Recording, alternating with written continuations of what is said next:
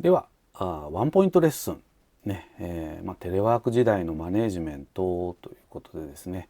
なかなか働く環境もですねこれまでに比べるとだいぶ変化がありつつありますのでね、こんな中で、マネジメントをされる方々がどんなところを意識をしながらですね、仕事を進めていけばいいのかというようなところを少し情報提供させていただければいいかなと思いますね。マネジメントをするっていうのは、平たく言うと結果を出していくっていうことですのでね、どんな世の中になったとしてもですね、企業っていうのはゴーイングコンサーンですから、未来永劫を維持成長発展し続けることっていうのが一つミッションになってきますですね。ですからそんな中で、マネジメントを何とかしていくためにやっていくことね、実はこれはですね、結論から申し上げますとそんなに今までと変わっているわけではありませんね。ただ今まで以上に意識をしてやっていかなければいけないところも多々ありますのでね、ちょっとそんなところをですね、3点ご案内させていただければなと思いますね。まず1点目ね、マネジメントサイクルね、プランドゥチェック、計画を立てて、進捗を管理をして最終的に評価、ね、次につなげるっていう、これ一般的にマネジメントサイクルって言いますけども、これをですね是非今まで以上に意図的に意識をして回していただくということをお勧めをしたいということなんですね。特にですね目標設定ね、これまではどちらかというと多くの会社さんで目標設定っていうのは絵に描いた餅でですね、結果だけの評価になりがちだったかと思うんですけれども、特にこのテレワークの時代はですね、面と向かって話をする時間っていうのが圧倒的にやっぱり減りますのでね、一つはやっぱりこの目標、ね、特にこの成果目標、ね、これをきちんと部下の方と握るということをお勧めをしたいということですね。特に普通にやってればなんとか達成できるような目標ではなくてですね、やっぱりチャレンジングな目標ですね、部下の方の成長を意識をしたチャレンジングな成果目標をぜひ中心に据えていただきたいなということね。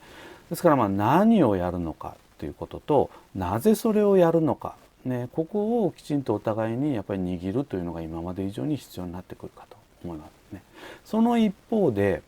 どういうふうに仕事をやっていくか、すなわち How ですね。ここは今まではどちらかというとマネージャーの方がですね指示をしながらですね部下の方を指導されてたっていう方が多かったかもしれないんですけども、ここはですねぜひ部下の方に考えさせる、ね、自分自身の一番効果的かつ効率的にやれる方法っていうのを自分で考えながらですね、や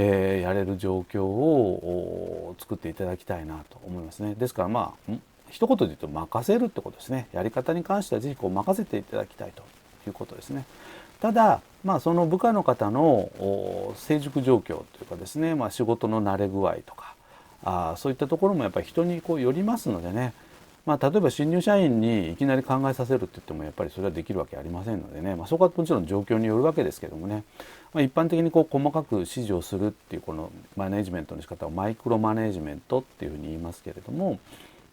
相手をよく見ながらね、マイクロマネジメントがまだまだ必要だと思われる場合は当然必要ですけれどもね、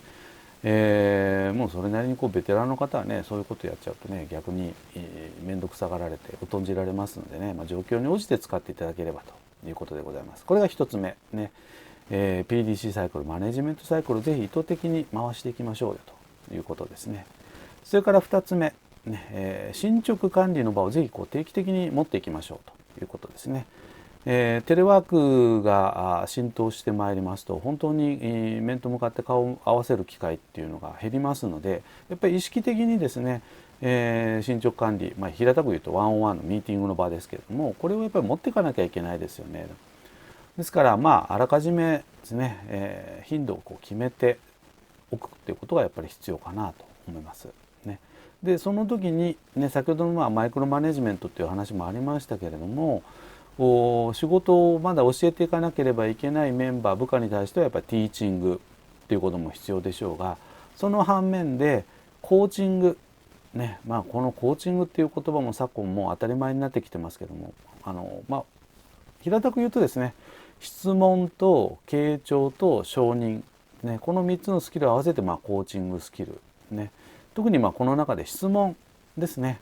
私たち上司がもうすぐに答えを言ってしまうのではなくって、相手に問いかけて気づかせて考えさせる、ね、すなわち私たちとしてもですねやっぱり自立型の部下が増えるに越したことはないわけですね。ここでいう自立っていうのは自らを律して仕事をするっていうことですね。自分で考えて自分で成長を望んで仕事をしていく部下ですね。こういった方が一人でも二人でも多く増えてくれば私たち楽になりますのでね、そのためにはやっぱり日頃からですねやっぱりこのコーチングのスキルっていうのはぜひ皆様にブラッシュアップをしていただきたいかなというふうに思いますね。それから進捗管理に関して申し上げましてやっぱりリスクマネジメントを今まで以上にやっぱり意識的に行わなければいけないですよねということですね。特に部下の顔が見えない、ね、いきなりすいませんこの仕事できませんでしたと言われても私たちもやっぱり対処できませんのでね、やっぱり厳しそうな局面っていうのはやっぱり早め早めにアラートを出してもらうっていうことが特に今の時代必要なんだろうなというふうに思います。これが2点目、ね、進捗管理の場を定期的に持ちましょうよということです。それから3つ目、ねこれもPTC サイクルの C のところなんですけどね、チェック、ね結果をきちんとやっぱり評価をしましょうということ、ね、でこの評価をするっていうフェーズで重要なのは成果を評価するだけではなくてぜひプロセスも合わせてぜひ評価をしていきましょうねということですね。業績っていう言葉ありますね。この業績という言葉は績の字はこれ成績とかでも使われます。結果のことを言います。一方で業の字はこれ授業とか業務とかって言いますけどプロセスのことを言いますね。ですからやっぱり評価をするときにプロセスと成果の両面でやっぱり評価をしてあげることがやっぱり次につながりますのでね、決して成果だけではなくてプロセス評価でそのためには、元に戻りますけどやっぱり目標設定をきちんとやっておかないとですねプロセスってやっぱ見えませんのでね、目標設定というのはすごく重要なポイントになってきますということですね。で、結果を評価をしたタイミングで良かったことうまくいったことについてはきちんと定着をさせましょうよと。でうまくいかなかったことについては原因を分析をして改善をしていきましょうよということで、今の時代のキーワードでもありますけどやっぱり見える化ね、仕事をきちんと見える化をするチェックリストを作るとか、フローチャートを作るとか、そういったところも含めてですねぜひ習慣づくりをしていただくね、そんなことの一つのねプロセスづくりにしていただければいいんではないかなと思います。